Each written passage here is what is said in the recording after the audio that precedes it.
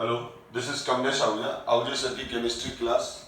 आज वाली क्लास में हम नाइट्रोजन फैमिली के अंदर फास्फोरस एलिमेंट को डिस्कस करेंगे। तो फास्फोरस जो है, फास्फोरस के 3 एलोट्रोप्स हैं, white phosphorus, red phosphorus and black phosphorus. इसमें से जो वाइट फास्फोरस है वो सबसे मोर रिएक्टिव है और ब्लैक फास्फोरस जो है वो सबसे लीस्ट रिएक्टिव है। ब्लैक फास्फोरस थर्मोडायनेमिकली स्टेबल है और इसकी रिएक्टिविटी सबसे कम है और इसका ग्रेफाइट लाइक स्ट्रक्चर होता है ब्लैक फास्फोरस का, इसलिए हम इसको ग्रेफाइट से रिसेंबल करते हैं। तो सबसे पहले हम व्हाइट फास्फोरस के बारे में डिस्कस करते हैं। तो फास्फोरस एलिमेंट जो होता है, व्हाइट फास्फोरस जो हुआ वो P4 फॉर्म में मिलता है, टेट्रा एटॉमिक फॉर्म में मिलता है, टेट्रा एटॉमिक फॉर्म में मिलता है। जबकि इसका जो इसके जस्ट फास्फोरस के ऊपर जो एलिमेंट है नाइट्रोजन, वो डायटोमिक फॉर्म में मिलता है। अब यहाँ पर जो फास्फोरस है ये इस तरह से P4 यूनिट्स होती है इसके अंदर, और ये टेट्राहेड्रल P4 यूनिट्स होती है इसके अंदर, टेट्राहेड्रल P4 यूनिट्स होती है। और इनके जो बॉन्ड एंगल हैं, वो बॉन्ड एंगल 60 डिग्री के होते हैं। तो ये जो बॉन्ड एंगल से कोई भी बॉन्ड एंगल जो मैं ब्लू वाला कर रहा हूँ, ये 60 डिग्री का बॉन्ड एंगल है इसका, ठीक है ना। ये 60 डिग्री के बॉन्ड एंगल होते हैं, कोई भी बॉन्ड एंगल है। तो 60 डिग्री के बॉन्ड एंगल से क्या हो जाता है, P4 के अंदर इन बॉन्ड्स की बॉन्ड स्ट्रेंथ कम हो जाती है। इन बॉन्ड्स की बॉन्ड स्ट्रेंथ क्या हो जाती है, कम हो जाती है। बॉन्ड स्ट्रेंथ कम होने का रीजन ये कि बॉन्ड स्ट्रेन क्रिएट हो जाता है। अब बॉन्ड स्ट्रेन क्या होता है, बॉन्ड स्ट्रेन जो होता है वो होता है कि जैसे मैं एक बात क्लियर करूं कि जब एक ऑर्डिनरी टेट्राहेड्रल स्ट्रक्चर होता है तो बॉन्ड एंगल जो होता है वो 109 डिग्री 28 मिनट होता है। बॉन्ड एंगल क्या होता है, जो टेट्राहेड्रल में होता है वो टेट्राहेड्रल स्ट्रक्चर इस तरह से होता है, और ये जो टेट्राहेड्रल स्ट्रक्चर है, इस टेट्राहेड्रल स्ट्रक्चर में ये बॉन्ड एंगल 109 डिग्री 28 मिनट होता है। लेकिन अगर ये बॉन्ड कम होता जाए तो यहाँ पर ये बॉन्ड एंगल जैसे जैसे कम होता जाएगा तो इसमें बॉन्ड स्ट्रेन क्रिएट होगा। बॉन्ड स्ट्रेन क्रिएट होने से क्या हो जाएगा, बॉन्ड जल्दी से टूटेंगे। यानी जैसे हमारे फिंगर्स हैं, ठीक है, अगर मैं इन फिंगर्स को पीछे की तरफ खींचूंगा तो इसमें एक स्ट्रेन क्रिएट होगा। तो ये अगर मैं ज्यादा खींच लूंगा तो मेरा अंदर का जो बोन है वही ब्रेक हो जाएगा। तो स्ट्रेन की वजह से ब्रेक हुआ, ठीक है। तो वो ओरिजिनल पोजीशन से एक ओरिजिनल पोजीशन हर जो बॉन्ड एंगल जो होता है और जो बॉन्ड जो होता है वो अपनी ओरिजिनल पोजीशन से जितना ज्यादा अपनी ओरिजिनल पोजीशन, जिसको मैं मीन पोजीशन कह रहा हूँ, उससे जितना ज्यादा डेविएट होता जाएगा उसमें बॉन्ड स्ट्रेन क्रिएट होगा। इसको मैं एक और एग्जांपल से समझा रहा हूँ। जैसे ये रिफिल है, तो मेरे पास ये हाथ में रिफिल है, तो इसमें किसी भी तरह का कोई स्ट्रेन नहीं है। लेकिन जैसे जैसे मैं इसको ऐसे मोड़ता जाऊंगा, इसमें अब देखो ये एंगल, इस सेंटर को मान लेते, ये इधर से ये कोई सेंटर है, तो ये भी यहाँ से लेके यहाँ तक ये बॉन्ड एंगल इसका 180 है। लेकिन अब देखो, अब इनके बीच में बॉन्ड एंगल कम होता जा रहा है, 180 से कम होता जा रहा है। तो इस रिफिल के अंदर स्ट्रेन क्रिएट हो रहा है, फोर्स क्रिएट हो रहा है, और ये क्या होता जाएगा, जैसे जैसे ये आएगा तो एक पर्टिकुलर, अब ये इसकी बहुत अनस्टेबल स्टेट हो गई। ये देखो अपने आप को बिल्कुल जैसे ये देखो बॉन्ड स्ट्रेंथ बढ़ता जा रहा है, और ये बॉन्ड स्ट्रेंथ बढ़ गया, देखो बिल्कुल टूट गया एकदम, बहुत ज्यादा एक एक्सट्रीम बॉन्ड स्ट्रेन होने के बाद वो ब्रेक हो जाता है। लेकिन एक तो यहाँ पर भी क्या हो गया, जो बॉन्ड एंगल 109 डिग्री 28 मिनट है, 109 डिग्री 28 मिनट है, उससे ये बॉन्ड एंगल रिड्यूस होता हुआ 60 डिग्री हो गया है। तो आप देखो बहुत ज्यादा बॉन्ड स्ट्रेन क्रिएट हुआ है। तो बॉन्ड स्ट्रेन ज्यादा क्रिएट होने की वजह से ये फास्फोरस के जो ये बॉन्ड्स हैं ये टूट जाते हैं, स्टेबल नहीं है, ठीक है। तो कोई भी इस पर रिएजेंट अटैक करता है तो इमीडिएटली ये बॉन्ड टूट जाता है, और ये दोनों फास्फोरस रिएक्शन के लिए किसी दूसरे रिएजेंट के साथ, किसी दूसरे एलिमेंट के साथ रिएक्ट करने के लिए तैयार हो जाते हैं। तो इसीलिए क्या हो जाएगा कि हमको अगर कोई पूछे कि फास्फोरस मोर रिएक्टिव क्यों है, तो हम लिखेंगे कि इसका जो टेट्राहेड्रल यूनिट्स हैं, ठीक है, उसमें 60 का एंगल है, और 60 डिग्री का एंगल होने की वजह से बॉन्ड स्ट्रेन बहुत बढ़ जाता है, और बॉन्ड स्ट्रेन बढ़ने की वजह से वो बॉन्ड, जैसे अभी आपने देखा ना रिफिल कैसे एक पर्टिकुलर स्ट्रेन के बाद वो रिफिल वो एक तरह से बॉन्ड था, कैसे टूट गया और ये दोनों अलग हो गए। तो उसी तरह से यहाँ पर भी ये मोर रिएक्टिव है। अब व्हाइट फास्फोरस में क्या होता है, ये व्हाइट फास्फोरस के अंदर ये P4 की इंडिपेंडेंट यूनिट सेल में इंडिपेंडेंट ये टेट्राहेड्रल स्ट्रक्चर मिलता है इसमें। इसमें क्या मिलता है व्हाइट फास्फोरस में? व्हाइट फास्फोरस में P4 की इंडिपेंडेंट, ये इस तरह से P4 यूनिट्स होती है इसकी, और ये जो P4 यूनिट्स हैं, ये जो सारी की सारी P4 यूनिट्स हैं, ये सारी की सारी P4 यूनिट्स एक दूसरे के साथ वीक वंडरवाल फोर्सेस के साथ बाइंड रहती है, यानी इनके बीच में कोई केमिकल बॉन्ड नहीं है। ये सारी जो P4 यूनिट सेल हैं, इन सारी P4 यूनिट सेल के अंदर किसी भी तरह का कोई केमिकल बॉन्ड नहीं है, यानी ये P4 यूनिट, ये P4 यूनिट, ये P4 यूनिट, यानी ये P4 यूनिट आपस में एक दूसरे के साथ नहीं जुड़ी हुई है। सारी P4 यूनिट्स फ्री है एक दूसरे से। हाँ, इन दोनों P4 यूनिट्स के बीच में ये जो P4 मॉलिक्यूल्स हैं फास्फोरस के, इनके बीच में वीक वंडरवाल फोर्सेस हैं, इसीलिए ये ज्यादा हार्ड नहीं होंगे। तो ये सॉफ्ट वैक्स टाइप, मोम टाइप सॉलिड है, जिनका बॉइलिंग पॉइंट, जिनका मेल्टिंग पॉइंट कम होगा, और ये रिएक्टिव भी ज्यादा है। अब रिएक्टिव ज्यादा है तो इसकी ये जो P4 है, जब ये एयर के अंदर ओपन रहता है तो ये P4O10 बना देता है, जिसको हम P2O5 भी बोलते हैं, फास्फोरस पेंटाऑक्साइड। पर मैंने आपको बताया, पहले भी बता रखा है कि फास्फोरस पेंटाऑक्साइड होता ही नहीं है, बेसिकली ये डायमेरिक फॉर्म में मिलता है। तो ये जो डायमेरिक फॉर्म में एग्जिस्ट कर रहा है, ये जो डायमेरिक फॉर्म में एग्जिस्ट कर रहा है, उसका जो रीजन है कि ये P4 मॉलिक्यूल डायरेक्ट रिएक्ट कर रहा है इससे। कौन सा मॉलिक्यूल डायरेक्ट रिएक्ट कर रहा है इससे? P4 मॉलिक्यूल डायरेक्ट रिएक्ट कर रहा है इससे। और जब P4 मॉलिक्यूल डायरेक्ट इससे रिएक्ट कर रहा है तो P4 डायरेक्ट P4O10 बनाता है, जिसका स्ट्रक्चर मैं प्रीवियस क्लास में डिस्कस कर चुका हूं।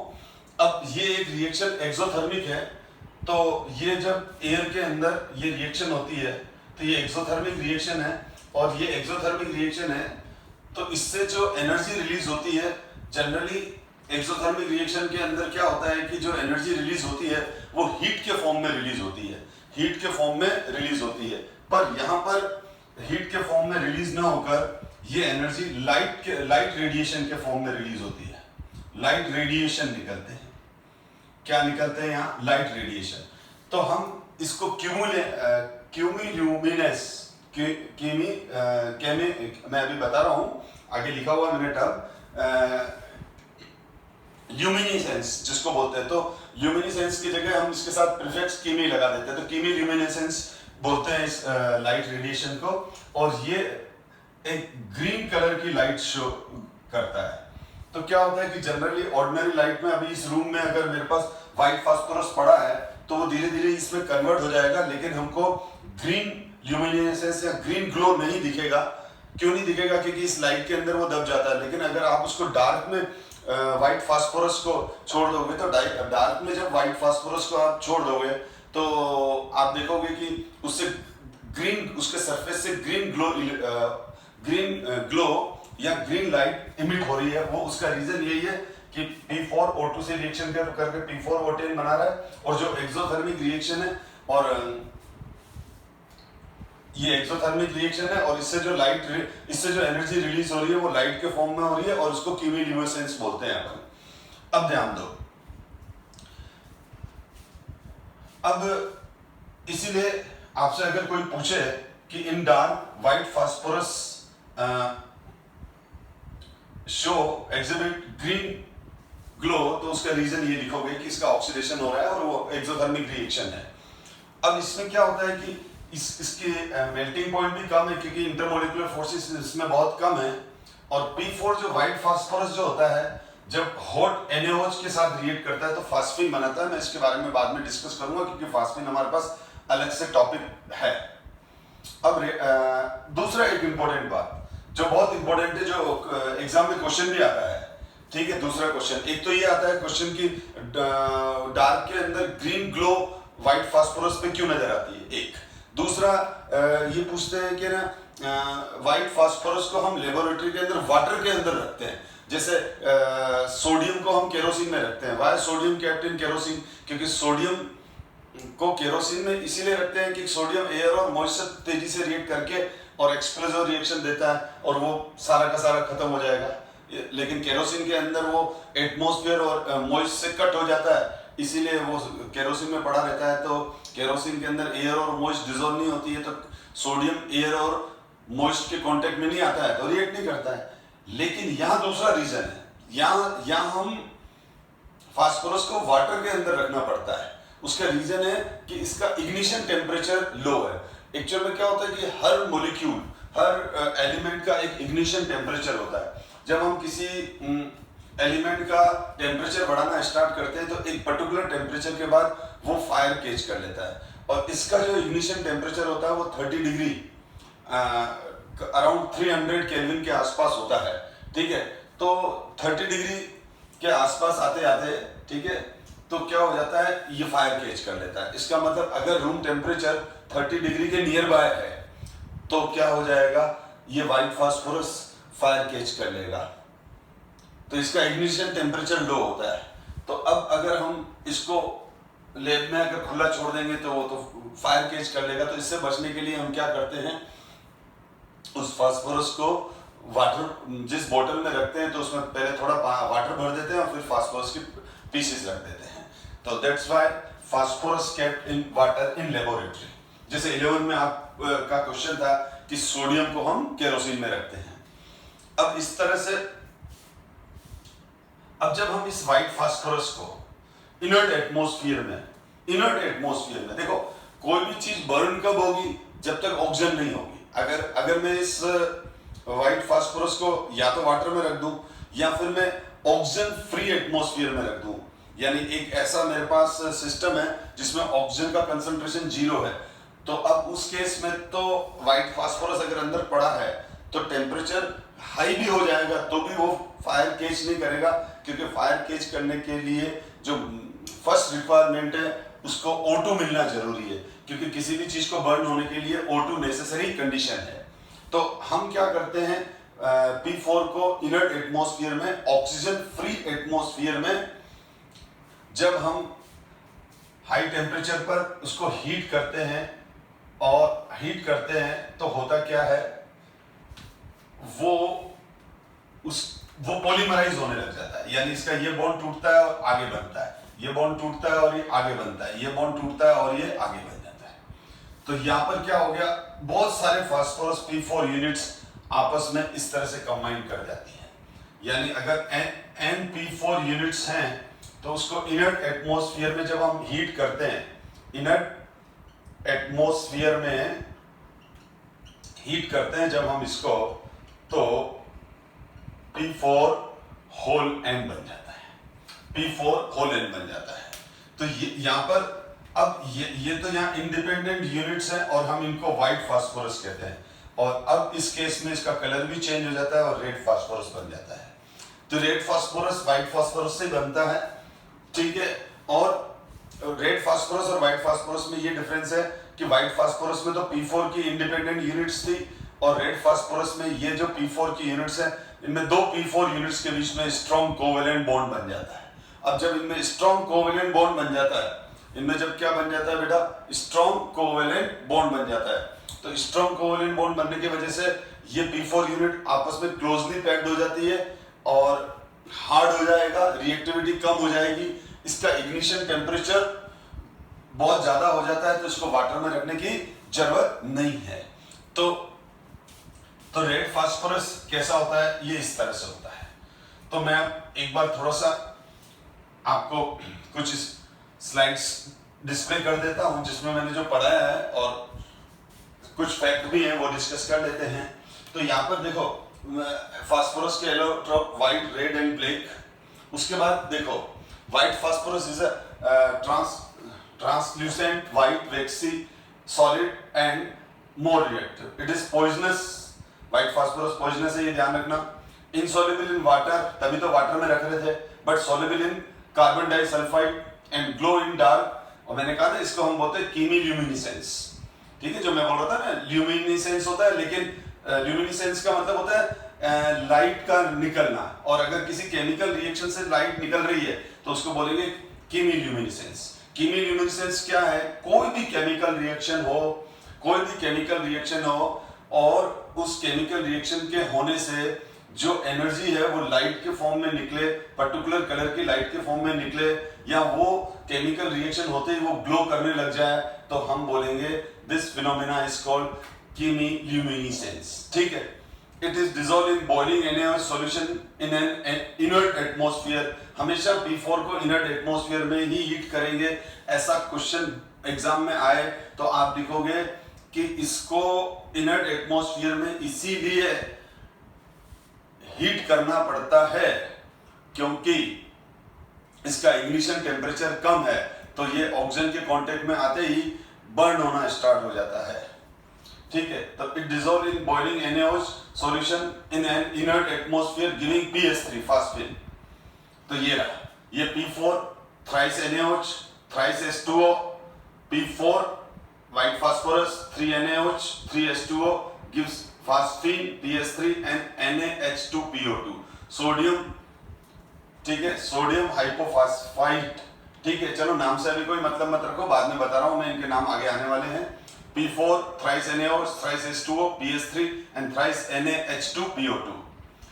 तो इसको बोलते हैं sodium hypophosphite, sodium hypophosphite, sodium hypophosphite, ITE। ठीक है। और देखो, it is readily catch fire in air to give dense white fumes of P4O10। ठीक है। अब ये आप पोस्ट करके इसको रीड कर लो भाई, एग्जाम में अगर व्हाइट फास्फोरस के बारे में लिखने को आता है तो ये है। और फिर है जस्ट अ मिनट, पीछे चले गए हम। Red phosphorus. Red phosphorus is obtained by heating white phosphorus at 573 Kelvin in an inert atmosphere for several days। अभी डिस्कस किया मैंने। It is odorless, non-poisonous and insoluble in water as well as carbon disulfide। White phosphorus तो water में insoluble है लेकिन carbon disulphide में soluble है, लेकिन ये वाटर और कार्बन डाइसल्फाइड दोनों में ही insoluble है। थर्ड पॉइंट है, chemically red phosphorus is much less reactive than white phosphorus. मैंने बताया क्योंकि ये पॉलीमेरिक फॉर्म में मिलता है। एक और डिफरेंस भी है कि P4 पॉलीमेरिक फॉर्म में नहीं है, उसमें इंडिपेंडेंट P4 यूनिट सेल्स हैं, जबकि रेड फास्फोरस के अंदर क्या है, वो पॉलीमेरिक फॉर्म में, अभी देखा आपने। It does not glow in the dark, it is polymeric consisting of chain of P4 tetrahedral link together, जो अभी मैंने डिस्कस किया। तो ये सब कुछ बता चुका हूं, वही कुछ लिखा है यहाँ। Black phosphorus is found when red phosphorus is heated in sealed tube at 803 kelvin. ठीक है। It is most stable form of phosphorus. बस इसमें ज्यादा कुछ डिस्कशन में नहीं है। अब ये एनसीईआरटी बुक का एंड एक्सरसाइज बुक में एंड एक्सरसाइज के अंदर एक क्वेश्चन है, right the difference between white phosphorus and red phosphorus. तो जो मैंने अभी पढ़ाया है इसको आप पोस्ट करके रीड कर लो। ठीक है, ये मैंने अभी डिस्कस किया है, उसी को ही कंपैरेटिवली डिस्कस करा हुआ है। एनीवे, अब आते हैं हम फास्फीन। अब हम आज सेकंड पॉइंट हमारा डिस्कशन का है फास्फीन। तो फास्फीन क्या होता है बेसिकली? देखो, फास्फीन होता है PH3। फास्फीन होता है PH3। PH3 is the phosphine. Phosphine में भी नाइट्रोजन पर लोन पेयर है, तो नाइट्रोजन पे लोन पेयर है, तो फास्फीन लुईस बेस है, इलेक्ट्रॉन पेयर डोनर है, और फास्फीन एक वीक बेस है as compare to NH3। Phosphine जो है उसको हम, अगर ये है calcium phosphide, this is calcium phosphide Ca3P2। Ca3P2 is the calcium phosphide. अगर मैं इसको आयनाइज करूंगा तो 3 कैल्शियम प्लस 2 है और 2P-3 आयन है, यानी कैल्शियम फास्फाइड में फास्फोरस पर -3 है, तो P-3 है। तो ये जो P-3 है, ये 3 मॉलिक्यूल वाटर से रिएक्ट कर लेता है, क्योंकि ये तो मेटल नॉन मेटल का कंपाउंड है, तो इसमें आयनिक कैरेक्टर ज्यादा होगा। तो यहां पर क्या हो जाता है, जब कैल्शियम फास्फाइड जिसमें 3Ca+2 है एंड 2P-3 है, तो अगर मैं यहां इस तरह से लूंगा तो ये फास्फाइड जो वाटर का जो H+ आयन है वो इससे रिएक्ट करके क्या बना लेगा, PH3। वाटर का जो H+ आयन है, ठीक है, वाटर के H प्लस आयन और OH माइनस आयन जो है वो रिलीज हो जाएंगे। ठीक, तो आपको क्लियर हो गया कि ये जो OH माइनस आयन है ये तो कैल्शियम प्लस 2 के साथ रिएक्ट करके CaOH का होल ट्वाइस 2 बना लेंगे। तो कैल्शियम फास्फाइड है तो एक P-3 को 3 मॉलिक्यूल वाटर चाहिए। एक P-3 को कितने चाहिए? एक P-3 को 3 मॉलिक्यूल वाटर चाहिए। तो 2 P-3 को कितने चाहिए? 2 P-3 को चाहिए 6 मॉलिक्यूल वाटर। 6 मॉलिक्यूल वाटर, ये HOH का मतलब वाटर हो गया। और ये 6H, तो ये जो 6H है वो तो इससे रिएक्ट करके और 2 मोल PH3 बना देंगे और 6OH माइनस आयन रिलीज कर देंगे। अगर मैं इन दोनों इक्वेशन को ऐड करूं तो ये दोनों कैंसिल हो जाएंगे। ये हमारे पास Ca3P2 है, 6 मॉलिक्यूल वाटर है, ये रहा 6 मॉलिक्यूल वाटर है, 2 मॉलिक्यूल PH3 है, 3 कैल्शियम प्लस 2 है, 3 कैल्शियम है और इसके साथ OH आ गए। तो ये जो है 3 कैल्शियम प्लस 2, ये 3 कैल्शियम प्लस 2 इनसे कंबाइन करेगा तो ये बन जाएगा। ठीक है, तो ये रिएक्शन मैंने एक्सप्लेन कर दी। जो बुक के अंदर देखो इनऑर्गेनिक रिएक्शन काफी कुछ लर्न करनी पड़ती है, और लेकिन अगर थोड़े बहुत हमारे कंसेप्ट क्लियर हैं तो हम प्रोडक्ट प्रिडिक्ट कर सकते हैं, प्रोवाइडिंग हमारे को जैसे ये मैंने आयोनाइज किया और इस तरह से करके मैंने तो इस तरह से अगर आप एक बार रिएक्शन को लर्न करेंगे ना तो याद रह जाएगी। यू डायरेक्ट याद करेंगे तो भूल जाओगे आप। ठीक है, तो यहां पर क्या हो गया हमारे पास 6 मॉलिक्यूल वाटर, और यहां पर करेक्शन कर देते हैं 6 मॉलिक्यूल वाटर आएगा बेटा। ठीक है, तो देखो, तो ये हाँ मैं ये कह रहा था कि इनऑर्गेनिक के अंदर P block, specially P block के अंदर बड़ी प्रॉब्लम है कि स्टूडेंट अलग अलग बुक्स रेफर करते हैं, रिफ्रेशर्स यूज करते हैं, तो मैं ये सजेस्ट करूंगा इनऑर्गेनिक के अंदर तो आपको कभी कोई दूसरी बुक आप रेफर मत, मतलब रीड मत करो, रेफरेंसेस मत लो। रीजन ये है कि इनऑर्गेनिक में क्या फैक्ट ज्यादा है, इनऑर्गेनिक रिएक्शन ज्यादा है। अब आपने कोई भी बुक खोल दी उसमें पता चलेगा पी ब्लॉक की कम से कम 1000 रिएक्शन दे रखी है, जो कि अब हम लर्न ही नहीं कर पाएंगे, और करेंगे तो सब वापस कुछ टाइम बाद माइंड से डिलीट हो जाएगी, क्योंकि एक पर्टिकुलर मेमोरी, जिस तरह से कंप्यूटर की जितनी रैम होती है उसी हिसाब से उसकी उतने ही वो जीबी की रैम, जितने जीबी की रैम होगी उसकी उतना ही वो मेमोरी को अपने अंदर स्टोर कर पाएगा। इसी तरह से बेटा आपका भी ब्रेन का, हर स्टूडेंट के अलग अलग स्टूडेंट के ब्रेन के मेमोरी की जीबी अलग अलग होती है, और अगर वो फुल हो गई तो आप एक्स्ट्रा जितना भी पढ़ोगे वो लर्न नहीं होगा, या फिर पुराना डिलीट होता जाएगा, या नया याद नहीं कर पाओगे। इसीलिए आप अपनी स्ट्रेंथ देखो और उसी हिसाब से पढ़ाई करो, नंबर 1।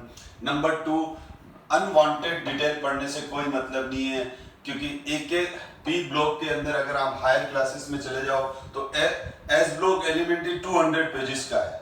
पी ब्लॉक एलिमेंट अगर बीएससी क्लासेस में चले जाओ तो पूरी पी ब्लॉक का एक बुक है 300 पेजेस का, 400 पेजेस का। तो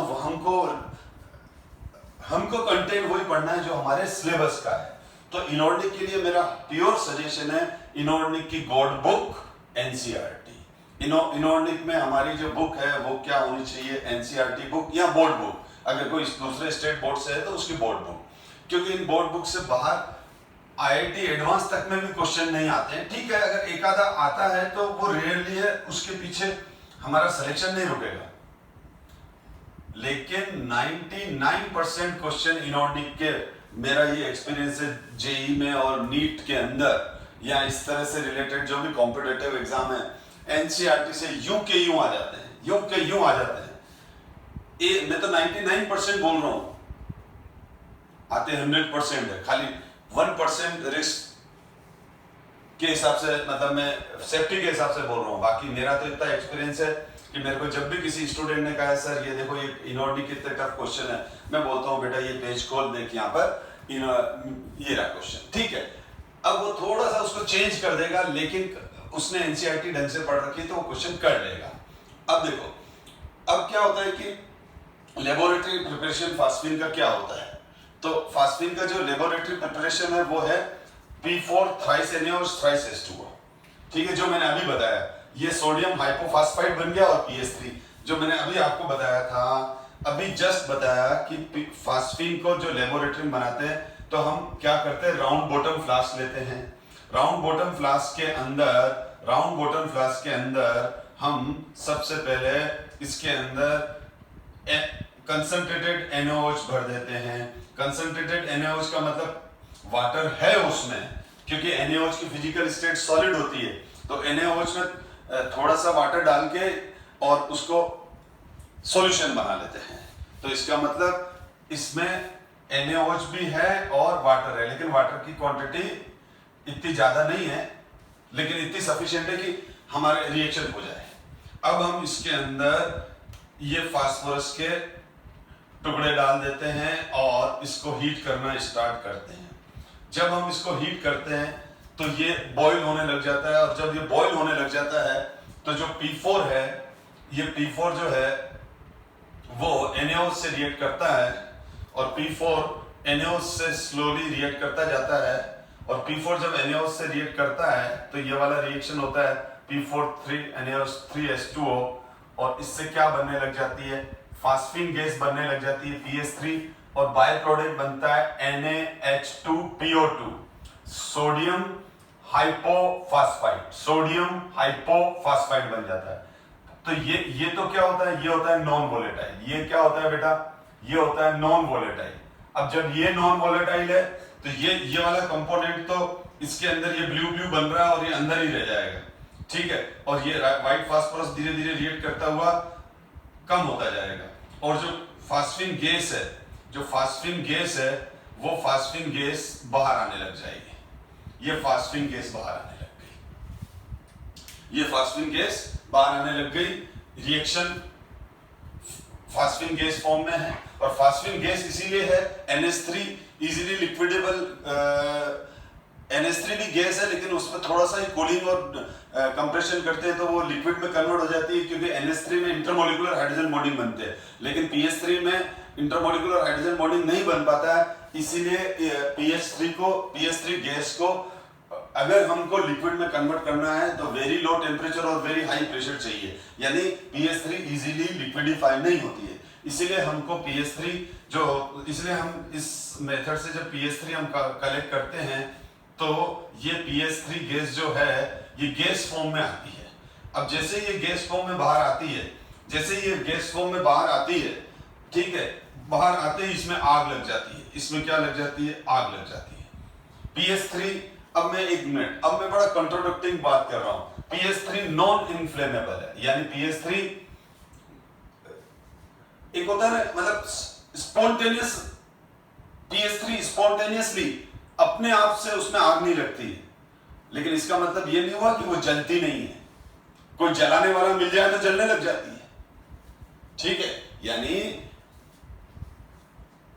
जैसे हमारे पास लकड़ी है, ठीक है, अब लकड़ी थोड़ी फायर केज करती है, लेकिन अगर लकड़ी के ऊपर आपने थोड़ा पेट्रोल डाल दिया और आग लगा दी तो लकड़ी जल जाती है। तो उसी तरह से क्या होता है कि PS3 अगर प्योर फॉर्म में है तो उसके अंदर वो फायर केज नहीं करता है। लेकिन मैं अब क्या कह रहा हूं कि जैसे यहां से PS3 बनते ही ये फायर केज करने लग जाती है, बनते ही ये क्या केज करने लग जाती है, बनते ही ये फायर केज कर लेती है। अब ये जब फायर केज कर लेती है तो अब क्वेश्चन ये कि क्यों फायर केज करती है। तो क्या होता है कि PH3 के साथ जो बाय प्रोडक्ट कुछ बन जाते हैं, वो बन जाता है P2H4, ठीक है, और कभी कभी थोड़ा सा H2 भी बन जाता है। क्लियर है, ये है। तो देखो लिखा हुआ है ना, phosphorus is also form P2H4 beside PS3 when white phosphorus is heated with concentrated NaOH solution in an inert atmosphere of CO2। इसको एक बार आप देखो, ठीक है। तो ये जो PH4 है, ये जो PH4 बन गया ये वाला, ये PH4 एयर के कांटेक्ट में आते ही फायर केज कर लेता है। अब जैसे ही ये फायर केज कर लेता है तो ये जैसे ही फायर केज कर लेता है तो इसकी जो आग है वो इस PS3 को जला देती है। इसकी ये क्या करता है, ये तेजी से फायर कैच कर लेता है P2H4। हमको P2H4 से ही मतलब है। तो ये जो P2H4 बना, ठीक है, तो ये जो P2H4 बना, ये P2H4 जैसे ही PS3 के साथ बाहर आया तो ये एयर के ऑक्सीजन के कांटेक्ट में आते ही ये क्या कर लेता है, तेजी से इसमें आग लग जाती है। और जैसे ही इसमें आग लग जाती है तो इसकी आग किसको जला देती है, जलाना चालू कर देती है। इसकी आग, इसकी जो फायर है वो इसको बर्न करना स्टार्ट कर देती है। जैसे मैंने बताया ना कि हमारे लकड़ी के ऑब्जेक्ट घर पे कितने सारे पड़े हुए हैं, कोई भी कभी भी अपने आप आग फायर कैच किया करता है क्या? नहीं। लेकिन जैसे ही आप पेट्रोल डाल के और उसके ऊपर आग लगा दो तो पहले तो पेट्रोल फायर कैच कर लेगा, लेकिन पेट्रोल की जो फायर है वो वुड को बर्न करेगी। उसी तरह से ये फायर कैच करेगा और इसकी जो फायर है वो PS3 को बर्न करने लग जाती है। इसका मतलब ये हुआ कि अगर हम, इसका मतलब इस राउंड बॉटम फ्लास्क से हम डायरेक्ट सीधे PS3 को कलेक्ट नहीं कर सकते, क्योंकि जैसे ही बाहर आती है, जैसे ही फास्फीन इस मेथड से बना लेबोरेटरी में, बनते ही वो फायर कैच कर लेगी।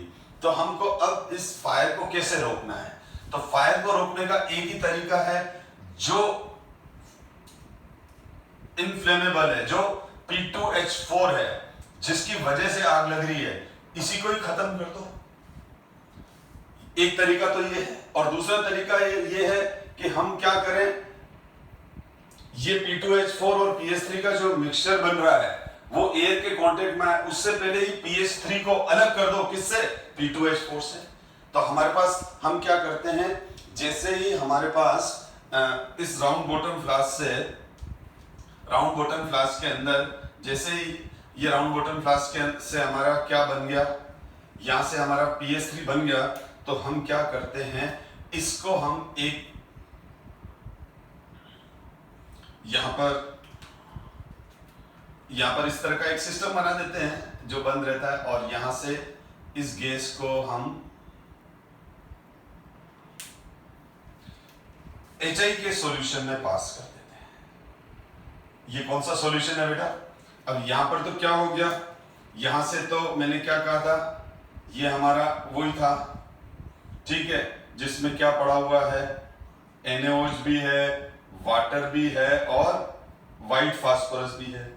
अब जो यहां से ये गैस निकली, ये जो गैस निकल रही है, ये गैस यहां आ रही है और अब यहां आती जा रही है।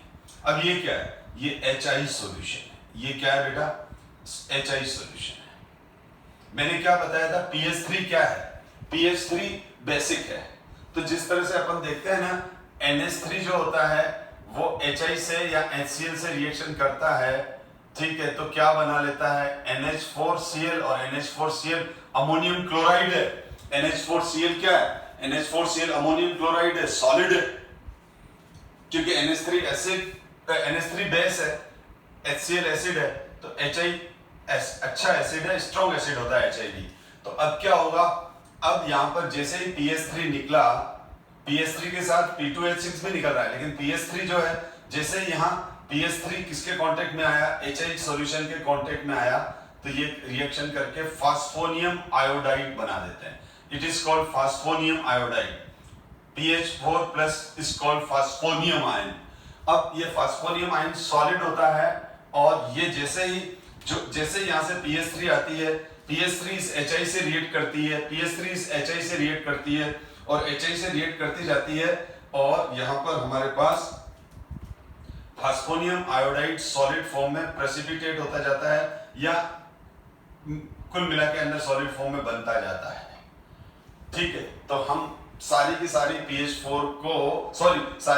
PS3 को फास्फोनियम आयोडाइड के फॉर्म में कलेक्ट कर लेते हैं। अब क्या हुआ, अब जब हमारा रिएक्शन कंप्लीट हुआ, हटाया इसको,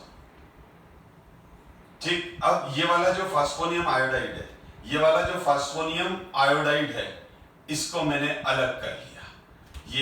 ये रहा फास्फोनियम आयोडाइड, दिस इज फास्फोनियम आयोडाइड। इसको मैंने सेपरेट फिल्टर करके अलग कर लिया। अब ये फास्फोनियम आयोडाइड सॉलिड ये निकाल के यहाँ रख लिया, और अब इसका भी कोई काम नहीं है, क्योंकि इसके अंदर से सारा फास्फोनियम आयोडाइड मैंने निकाल लिया है। ठीक है, तो अपन ने क्या किया, PS3 को HI से रिएक्शन करा के फास्फोनियम आयोडाइड सॉलिड में कन्वर्ट किया, इस सॉलिड को अलग किया और इस सॉलिड को फिर मैंने रिएक्ट करवाया एक्वस KOH से। किससे रिएक्ट करवाया? एक्वस KOH से। तो अब यहां पर क्या हो जाएगा, एक्वस KOH से रिएक्शन करेंगे तो प्योर PS3 बनेगी। अब ये प्योर और ये KI PH4 plus I minus K plus OH minus K plus I minus K plus I minus KI बन जाएगा। और ये फास्फोनियम आयोडाइड में जो एक H प्लस है ना, PS3 है तो यहाँ से जो एक H प्लस निकला, इसका एक H प्लस और ये OH माइनस आयन वाटर बन गया। अब ये प्योर है, अब इसमें P2H4 नहीं है, ठीक है। तो अब ये PH3 को हम जब ओपन एटमॉस्फेयर में लाते हैं या एयर के कांटेक्ट में आता है तो ये बर्न नहीं होता है, क्योंकि ये तो बर्न होता ही नहीं है। जैसे वुड एयर के कांटेक्ट में आके बर्न नहीं होती, जब तक उसके ऊपर पेट्रोल डाल के फायर नहीं लगाएंगे तो नहीं लगेगा। तो अब इसके ऊपर जो इसके साथ जो P2H4 था जो इसको जला रहा था वो है ही नहीं, ठीक है। तो ये अब नॉन इन्फ्लेमेबल हो जाती है। तो प्योर फास्फीन तो फायर केच नहीं करती है। तो ये सब बुक के क्वेश्चन है बेटा।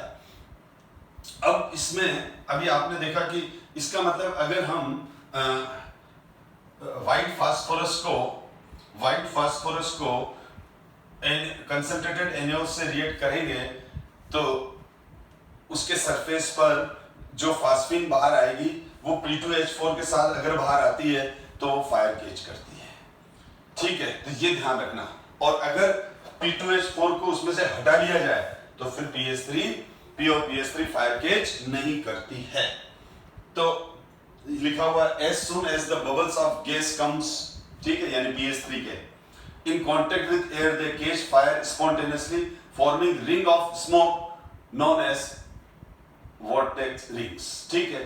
अब वो जलते जब वो ना ऊपर जलती है तो क्या होता है, वो अब वो जब आप कभी एग्जाम में कभी लैब में एक्सपेरिमेंट तो इस तरह से रिंग के फॉर्म में यानी जो रिंग के फॉर्म में फायर निकलती है, ऐसे गोल गोल गोल गोल गोल, ठीक है, इस तरह से। तो उनको हम क्या बोलते हैं? vortex rings. This combustion is due to the presence of highly inflammable phosphorus dihydride P2 phosphorus dihydride या डाइफॉस्फोरस टेट्राहाइड्राइड भी बोल सकते हैं। इसको फास्फोरस बोला तो इसको डाई बोल दिया, ये डाई तो आप तो P2H4 बोलो, इसको फास्फोरस डाइहाइड्राइड भी बोलते हैं, लेकिन अगर पूरा नाम लो तो डाइफॉस्फोरस टेट्राहाइड्राइड भी बोलते हैं। तो नाम को लेकर कंफ्यूजन मत रखो, ठीक है। अब P2H4 can be remove from phosphine by the following method, जो मैंने अभी बताया, ठीक है। By passing the gas through HI, PS3 is absorbed from phosphonium iodide, जो अभी बताया। This on treatment with caustic potash KOH give the pure phosphine। अभी मैं डिस्कस कर चुका हूँ। ये जो मेरी बाद वाली जो मैं स्लाइड्स डिस्प्ले करता हूँ ना, ये वही होता है जो मैं डिस्कस कर चुका होता हूँ। वो बिल्कुल लैंग्वेज के फॉर्म में लिखा रहता है। ये आपको एग्जाम में किस तरह से लिखना है, आप नोट्स प्रिपेयर कर रहे हो, उसके लिए ये हेल्पफुल है, ठीक है। या कुछ बच्चों को रीडिंग करने से भी समझ में आता है तो पोस्ट करके इनको रीडिंग किया करो। The spontaneous inflammability of phosphine at the time of preparation is due to the presence of highly inflammable phosphorus dihydride, जिसको हम डाइफॉस्फोरस टेट्राहाइड्राइड भी कह सकते हैं। This property is used in making Holmes signal। अब ये Holmes signal क्या है? ये भी हमें एक बार बोर्ड में क्वेश्चन आ गया था कि Holmes signal क्या होता है। तो Holmes signal बेसिकली देखो, आज इस प्रेजेंट एरा में, इस नए जमाने के अंदर अब Holmes सिग्नल यूज नहीं करते हैं, लेकिन बहुत पहले, आज से 100 साल पहले चले जाओ, 150 साल पहले चले जाओ, तो टेक्नोलॉजी इतनी अच्छी नहीं थी। लेकिन आपको मालूम है शिप, ठीक है, जो सी के अंदर जो शिप चलते हैं वो तो मेरे हिसाब से 200-300 साल पहले से चल रहे हैं, और भी पहले से चल रहे हैं, ठीक है ना, मुझे आइडिया नहीं है। तो ये जो शिप है, शिप जब सी के अंदर अपने डेस्टिनेशन की ओर आते हैं तो आपको मालूम है शिप कभी भी है ना एग्जैक्ट बीच पे आ नहीं सकता, क्योंकि शिप को अगर आप ज्यादा नियर ले आएंगे पोर्ट पर तो पोर्ट का जैसे ही बॉटम कम होगा तो जो सी के नीचे जो सैंड है, ठीक है, उसमें वो फंस के और मतलब उसमें फंस जाता है, रुक जाता है। तो हमेशा ये आपको ध्यान होना चाहिए कि सी जो होता है वो जो बीच जिसको हम बोलते हैं उस बीच से कम 2-3 किलोमीटर दूर होता है, ठीक है, क्योंकि वो एकदम किनारे पे नहीं आता है, मेरे कहने का मतलब बीच में नहीं आता है, क्योंकि वो रेत में फंस के वहीं बंद हो जाएगा और फिर वो आगे चलेगा ही नहीं, और इतने बड़े सी को धक्का कौन लगाएगा, ठीक है, मतलब उसको फिर वापस सी में रिटर्न भेजना भारी काम है। तो क्या होता था पहले जब शिप नाइट के अंदर जब पोर्ट के पास में आते थे तो अब वो कैसे सिग्नल दें, जो पोर्ट पर स्टाफ है उसको कैसे मालूम पड़े कि शिप आने वाला है या आ गया है, तो उसमें होल्मीज सिग्नल्स यूज करते थे। जस्ट आपको बता रहा हूं मैं। तो अब होल्मीज सिग्नल में क्या होता था, उनके पास एक आयरन का बड़ा सा स्फीयर होता था, पोरस स्फीयर होता था, आयरन का बड़ा सा पोरस स्फीयर होता था। उस आयरन के पोरस स्फीयर के अंदर वो व्हाइट फास्फोरस के पीसेस डाल देते थे, और NaOH भी सॉलिड होता है, ध्यान रखना, व्हाइट फास्फोरस भी सॉलिड है, NaOH भी सॉलिड है, और एक और कंपाउंड कैल्शियम कार्बाइड ये भी सॉलिड है। कैल्शियम कार्बाइड का स्ट्रक्चर ये होता है बेटा, ठीक है। तो कैल्शियम कार्बाइड जब वाटर से रिएक्ट करता है, बहुत इंपॉर्टेंट रिएक्शन है बेटा ये भी, तो कैल्शियम हाइड्रोक्साइड बन जाता है और इथाइन बन जाता है, और इथाइन इन इटसेल्फ हाई, मतलब जो C2H2 है, एसिटिलीन गैस है, ये भी हाईली इन्फ्लेमेबल है। अगर इसको कोई आग लगा दे तो इसकी जो फायर है वो इंटेंस फायर निकलती है।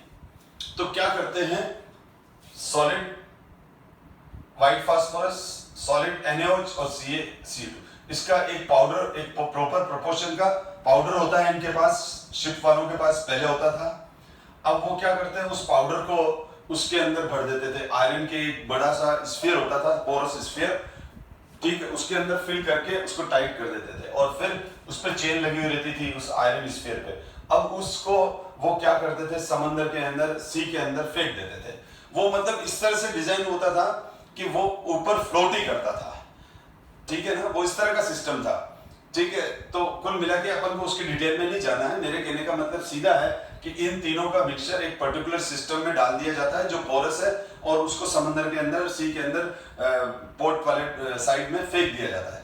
अब क्या होता है, उसमें जैसे ही वाटर जाता है तो अंदर केमिकल रिएक्शन होता है, केमिकल रिएक्शन से फास्फीन बनता है, P2H4 बनता है, इथाइन बनती है, और ये तीनों क्या कर लेते हैं, ये पहले फायर केज करता है स्पॉन्टेनियसली, फिर ये इसको और इसको बर्न करता है, तो जिससे क्या होता है, इंटेंस फायर निकलती है, और उस इंटेंस फायर की वजह से जो पोर्ट पर बैठे हुए लोग हैं उनको नाइट में इस फायर की लाइट देखकर, इस फायर के रेडिएशन देख के उनको सिग्नल मिल जाता था कि शिप जो है वो पोर्ट पर आ गया है, पोर्ट के वेरी नियर है, ठीक है।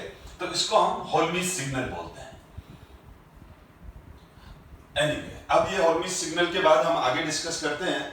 तो the spontaneous combustion of phosphine is technically used in Holmes signal containers containing calcium carbide CaC2 and calcium phosphide भी ले लेते हैं, और साथ में व्हाइट फास्फोरस भी लेते हैं जो यानी लिखा है, ठीक है, और इसको वो फाइन पाउडर में करके और थ्रोन कर देते हैं, ठीक है। तो फिर क्या हो जाता है, इसको आप रीड कर लेना, इसको हम होल्मीज सिग्नल कहते हैं, ठीक है। एनीवे, अब देखो, अब क्या है, फास्फीन क्या है, it is colourless gas with rotten fish smell, ठीक है, ये ध्यान रखो, रोटन फिश स्मेल। जैसे H2S की क्या होती है, रोटन एग लाइक स्मेल, तो बहुत बार आ जाता है inorganic gas having rotten fish smell, तब तो फास्फीन है। Having rotten egg like smell, तो H2S है, hydrogen sulphate, and is a highly poisonous, it explodes in contact with trace of oxidizing agent like HNO3 Cl2 and Br2 vapors। यानी HNO3 Cl2 और Br2 vapour के जब contact में phosphine आती है तो ये एक्सप्लोसिव हो जाती है। It is a slightly soluble in water. The solution of PH3 in water decompose in presence of light giving red phosphorus and H2। यानी ये बोल रहा है कि ये रेड वाला लाइन जो है वो बोल रहा है कि अगर हम फास्फिन के एक्वस सॉल्यूशन को लाइट के प्रेजेंस में लंबे टाइम तक छोड़ देते हैं तो वो डिकम्पोज हो जाता है और H2 गैस दे देता है। अब ये सारे फैक्ट है बेटा, ठीक है। Phosphine is a weakly base like ammonia gives phosphonium compounds with acid। अभी बताया फास्फोनियम, ठीक है, जैसे PH3 है, HCl, HBr, HI किसी से भी रिएक्शन करके फास्फोनियम आयोडाइड में कन्वर्ट हो जाएगा।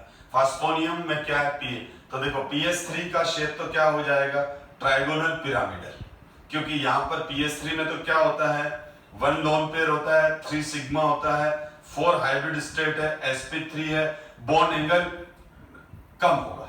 अब बॉन्ड एंगल कम होगा क्योंकि लोन पेयर रिपेल करता है, लोन पेयर के रिपल्शन से valency shell electron repulsion pair theory के अकॉर्डिंग यही है कि लोन पेयर आएगा, लोन पेयर होगा तो लोन पेयर से ये लोन पेयर क्या करेगा, ये लोन पेयर बॉन्ड को रिपेल करेगा और लोन पेयर बॉन्ड पेयर्स को रिपेल करके उसके बॉन्ड एंगल को कम कर देता है। इसी तरह से हम अगर PH4 की बात करें तो PH4 का जो स्ट्रक्चर होता है वो ये होता है, इसमें 0 लोन पेयर, इसमें क्या होते हैं 0 लोन पेयर होते हैं और इसमें ये जो लोन पेयर है ये H+ के साथ क्या कर लेता है, ये H+ के साथ कोऑर्डिनेट कोवेलेंट बॉन्ड बना देता है। ये डोनर एटम हो जाता है, ये एक्सेप्टर हो जाता है। कोऑर्डिनेट कोवेलेंट बॉन्ड भी टाइप ऑफ सिग्मा बॉन्ड ही है, ठीक है, इसलिए हाइब्रिड स्टेट में आता है।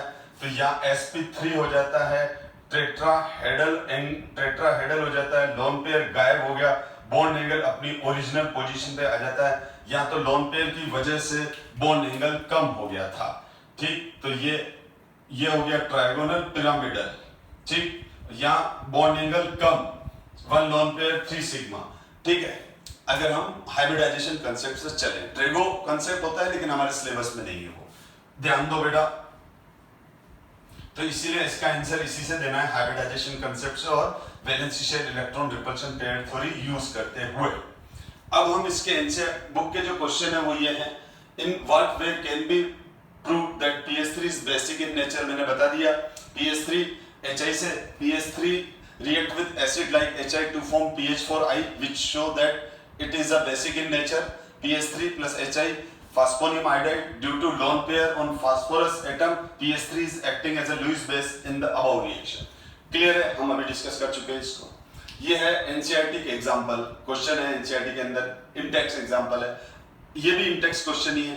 Bond angle of PH4 is higher than that PH3, मैंने बता दिया इस पे लोन पेयर नहीं है और इस पे लोन पेयर है, अभी डिस्कस हुआ, आप इसको पॉज करके रीड करो, ठीक है, जो मैं पढ़ा चुका हूं। अब हम ये आज वाली हमारी क्लास के अंदर हमने फास्फोरस के एलोट्रोप्स और फास्फिन को डिटेल में डिस्कस किया। नेक्स्ट क्लास के अंदर हम फास्फोरस के हैलाइड्स और oxo acid of phosphorus discuss करेंगे। Thank you so much my dear students.